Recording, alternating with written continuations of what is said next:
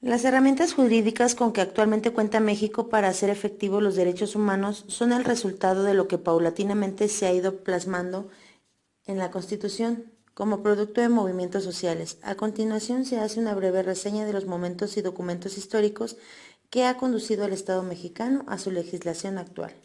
Constitución de Cádiz de 1812. Esta constitución no contenía un apartado especial que reconociera los derechos humanos. Sin embargo, varios de ellos, como la igualdad, la libertad, la seguridad jurídica, la propiedad, algunos derechos políticos y otros, en materia educativa, podían ser identificados de manera dispersa a lo largo del texto.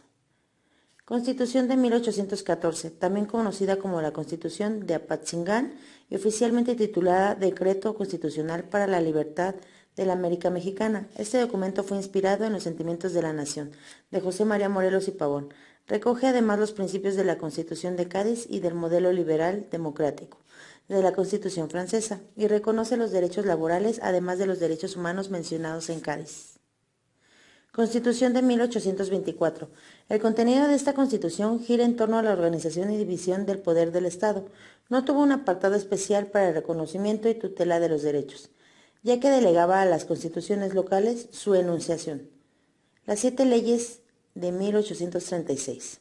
Cuando Antonio López de Santa Anna llega al poder asumiendo el rol conservador, abroga la legislación anterior por ser un carácter eminentemente liberal y procede a estructurar el Estado en una república centralista, cuyas bases fueron sentadas en las 7 leyes constitucionales de 1836.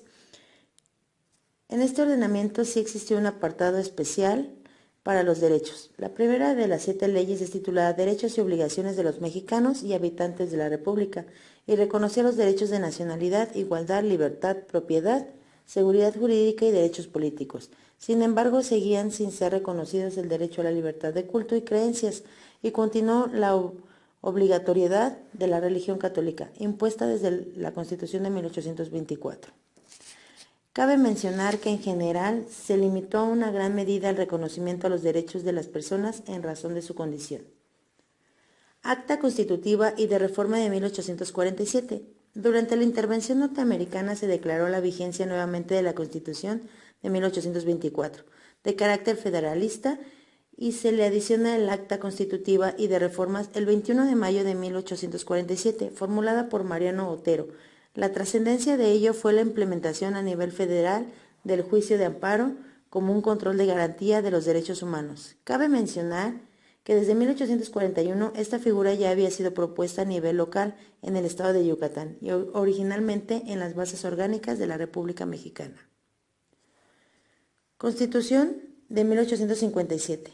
Después del cese del poder de Antonio López de Santa Anna, quedó como presidente sustituto Ignacio Comonfort, quien el 5 de febrero de 1857 firmó la Constitución Política de los Estados Unidos Mexicanos de 1857, de corte liberal y federal.